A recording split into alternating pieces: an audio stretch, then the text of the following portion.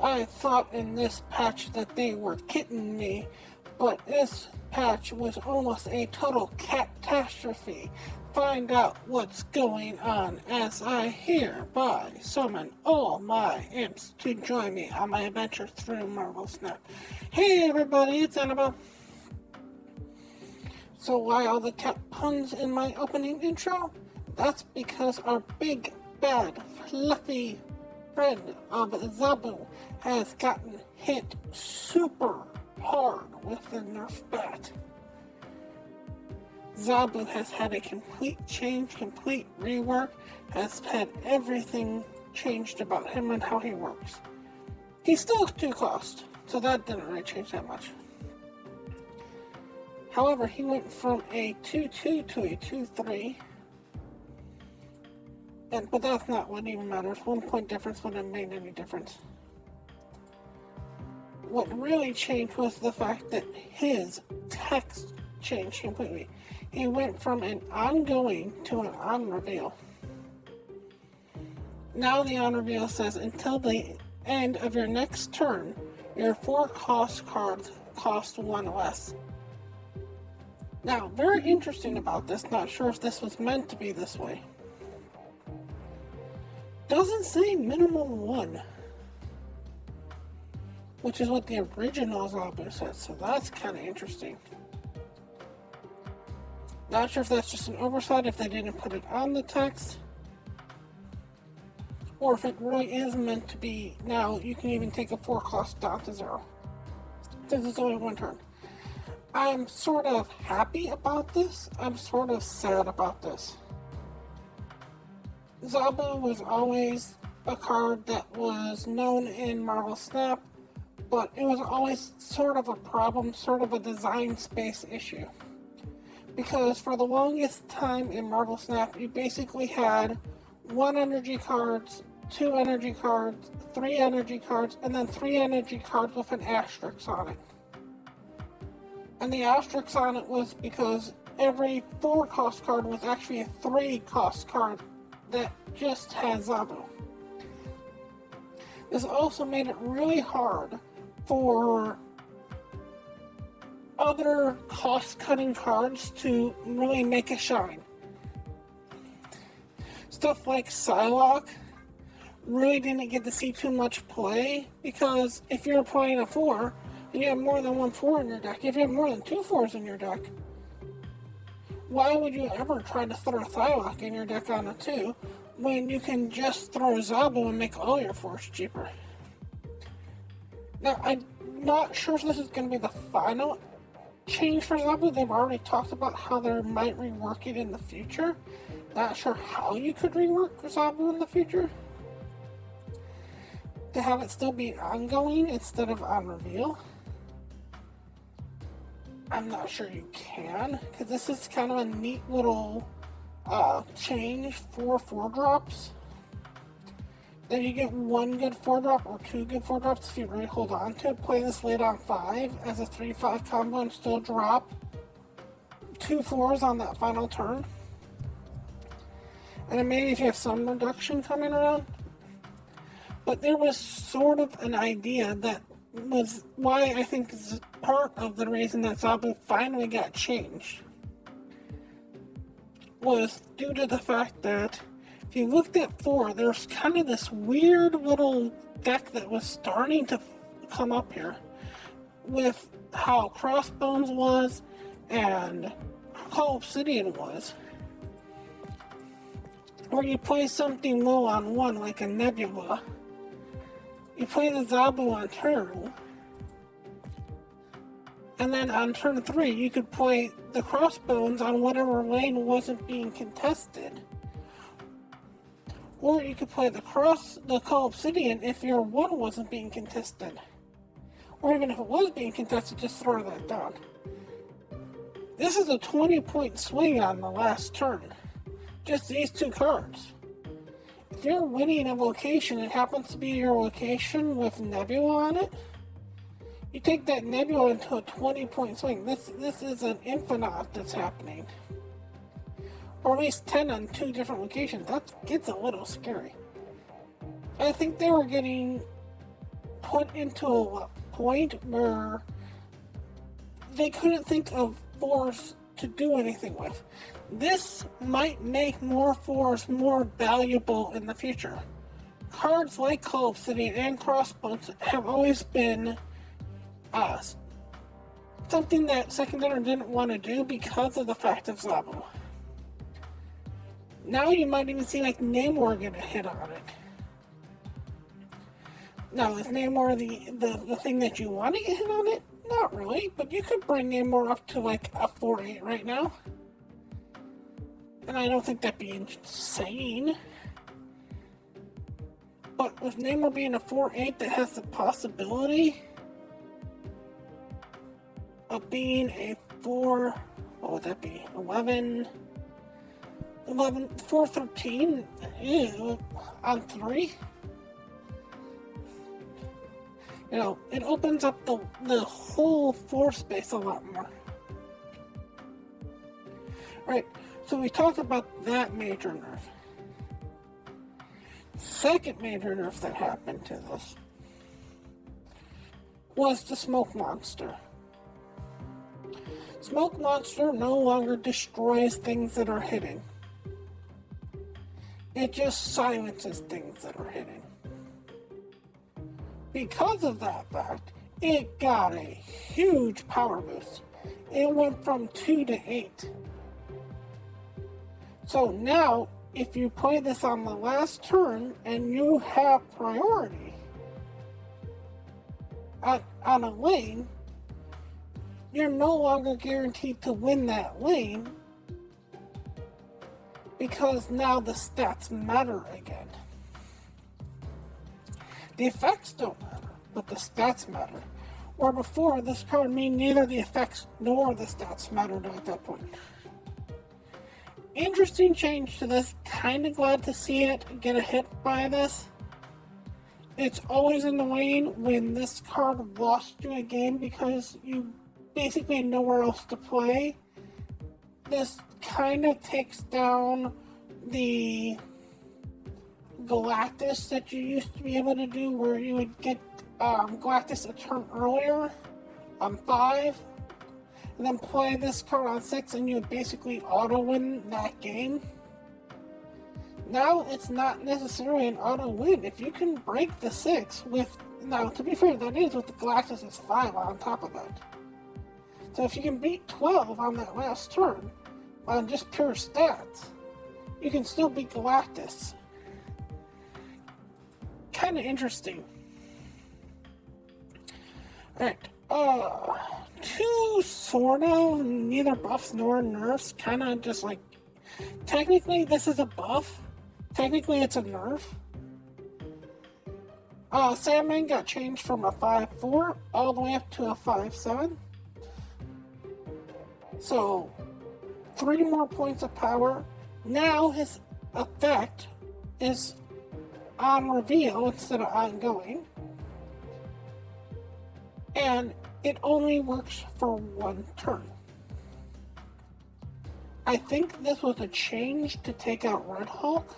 Not sure if this is a change that takes out Red Hulk, but Sandman did not see play. And I would say that if this wasn't a change to Sandman and he just got this normally as an ongoing card, I'm still not 100% sure if he would have seen play. As a 5-7 that would make it so your opponent can only play 1 card per turn. That's interesting and sort of in the top realm there. But considering you only have turn 6 for the most part to take care of it, maybe turn 7 if you've already played the Limbo. The only card that really would have interacted with this is Red Hulk.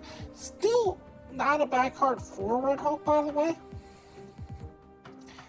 If you play this on turn 5, and then you play the Hulk on turn 6, your opponent also has to play a 6, and then you go into 7. Not a card you can play on 6, but the thing is that with Hulk and Sandman, there was absolutely no card that was a 1-play card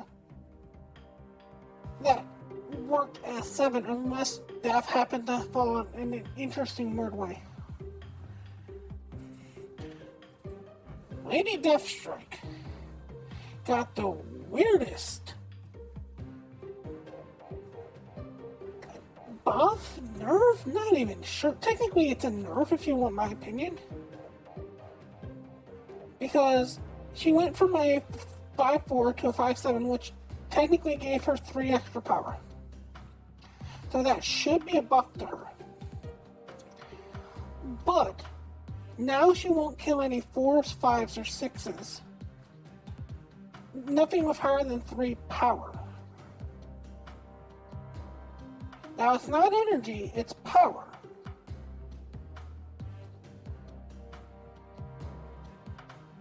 So that's what you have to look at.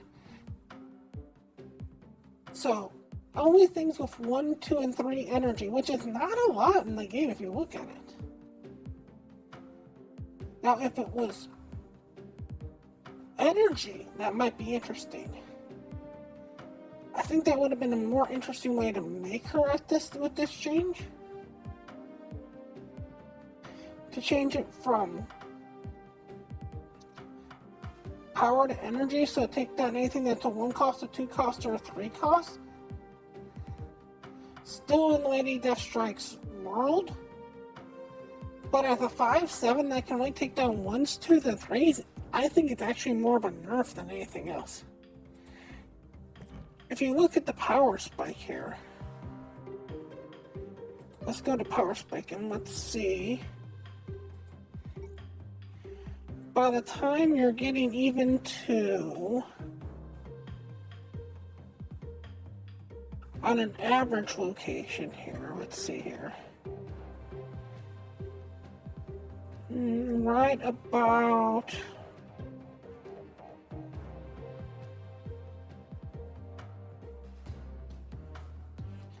available women still counts, so right when we start to hit 4s.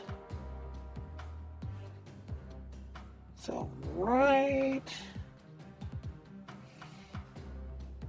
about Cowling Wing, I'd say. It won't take out a Cowling Wing. Now, would it take out a Cowling Wing before? No, but there were ways that you could pump it up, do something interesting. It kind of lowers her ceiling, but it raises her floor. And the only way that she used to see any kind of play was by giving her some sort of buff. But it was always interesting to play her on top of a Shuri and just have it do something fun. I almost wish they'd drop her down to 4 with this. Or change it from power to energy. I think being able to destroy all 1s, 2s, and 3s on both sides of the field would be huge for a lot of things. Going outside of the power range, it means that all of these cards become a target. Some of your biggest annoyances, like Brood and Sauron, and even some of your other ones here,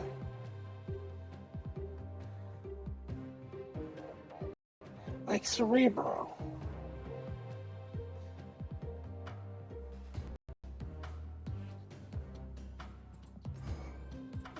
You know, stuff that you really didn't have an answer to. Angela can die now, beat by Lady Deathstrike. It seems like an interesting way to take her. And the last card that we got on our list of cards is Strong Guy. Strong Guy went from a 3-3 to a 3-3. But now, instead of your hand needing to be completely empty, you can have 1 card in your hand. This gives them some hope of seeing some sort of play somewhere in like a Apocalypse deck. I really wish they would change how he works. I've had this idea for him for a long time, where you start him out as a 6-9 with the ongoing Okay, it's one less for each card in your hand.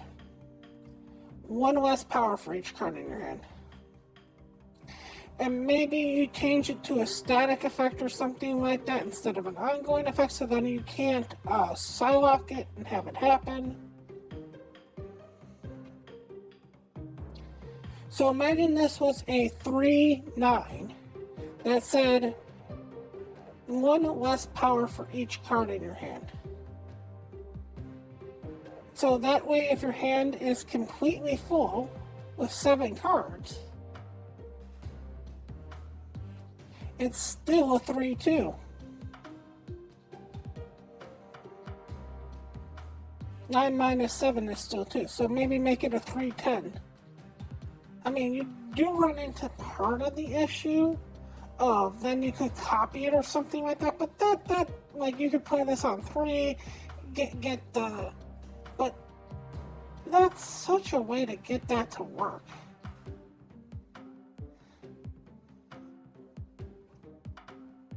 Maybe make it an end of game effect if you're that worried about it. End of the game, get +1 power. Let's see. End of game, +6 power, -1 power for each card in your hand. Sorry. End of game, +7 power, -1 power for each card in your hand. That's how you make stronger.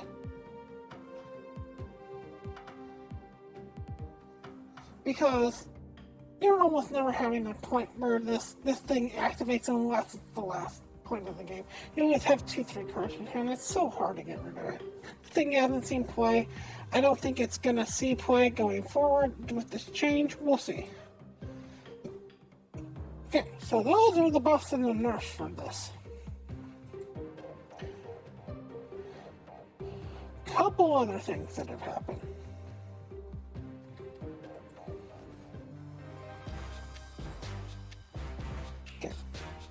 First of all, still at this particular point, as of right now, they have not fixed the bug that is currently going on with the game with the spotlight caches.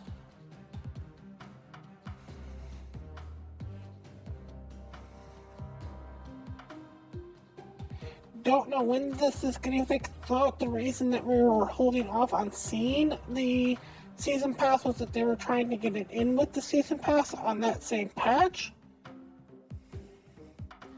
So, as of right now, hasn't been fixed. No idea on when it will be fixed.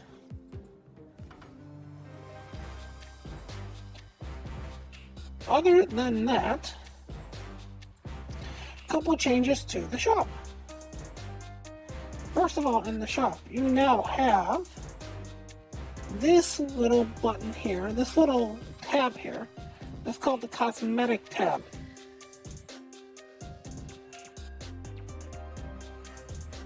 Which will get you stuff like emotes and get you avatars that you might be missing.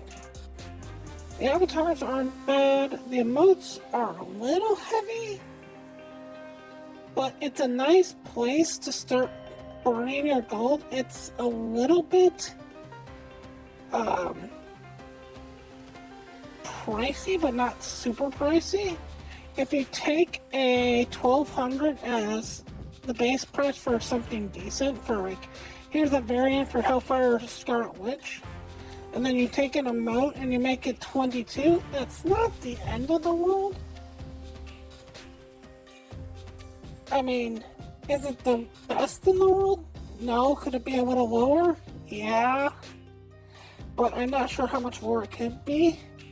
I think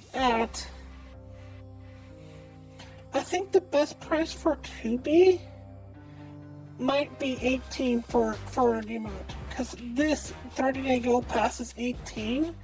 And then you can sit there and go, okay, every month I can buy an emote. And there'll at least be somebody out there who'd be interested in doing that.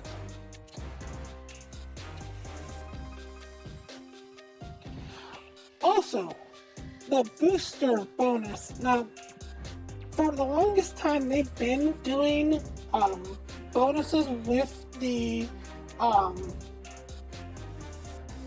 fast track reward where you could get your card to be higher or boost quicker without spending the gold by spending extra credits to get it up higher. Now, I did a test on this. This is why Lady Deathstrike is actually bought down here, and I can't click it. And my Lady Deathstrike, when I did her,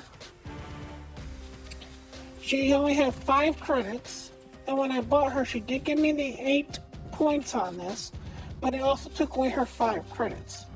Now, if you look at the Misty Knight here, and we compare it to my actual card in my collection, this is what my actual Misty Knight looks like in the collection. It would cost me 500 credits to boost it up in my collection, or it would also cost me 500 credits to boost it up in this section. It would cost me 50 boosters to get her up, and in this particular way, it would only cost me 47 boosters. So I'm only saving 3 boosters. So be incredibly careful on this when you look at this, when you go through this, because if it's something like the Lady Deathstrike where it was only 5 boosters that you had on her, it's not a bad idea. Because it was the same price for me to get the Lady Deathstrike in here as it was to get it in my collection.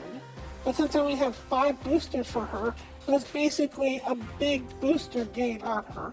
Whereas with Misty Knight, it's only a 3 booster gain, which isn't worth not playing a couple more games with Misty Knight and just getting those boosters that way.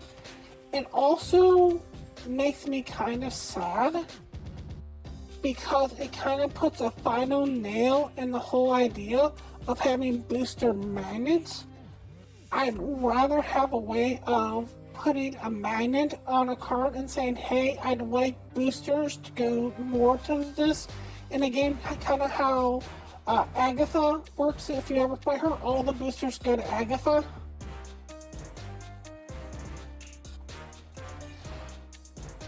Or if there's even some way where I can convert boosters I have extra of into boosters I want extra of. Like, here's the problem that I'm currently running into.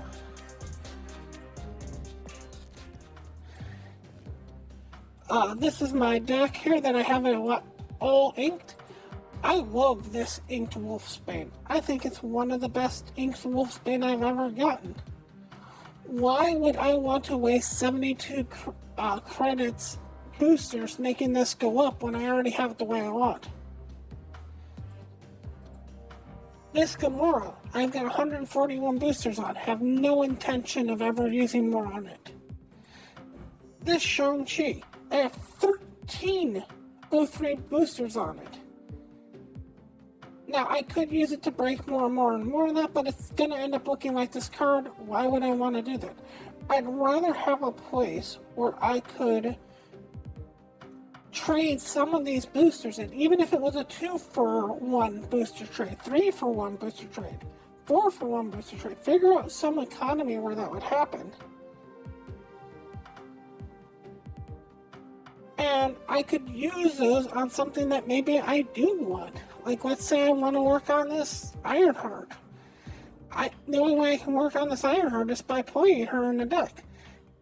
Or by paying extra for her to go up. And that's kind of sad when I have a card that I want to make look nicer, but I don't play it enough. And part of the reason I don't play it enough is because I don't have a booster that I like for it, an invariant that I like for it. That does change how often I play a card and how nice of an art I have for it. Anyways, those are the changes that have happened. The buffs, the nerfs, the new stuff that's coming. I want to thank you all so much for watching. And as always, remember, play for fun.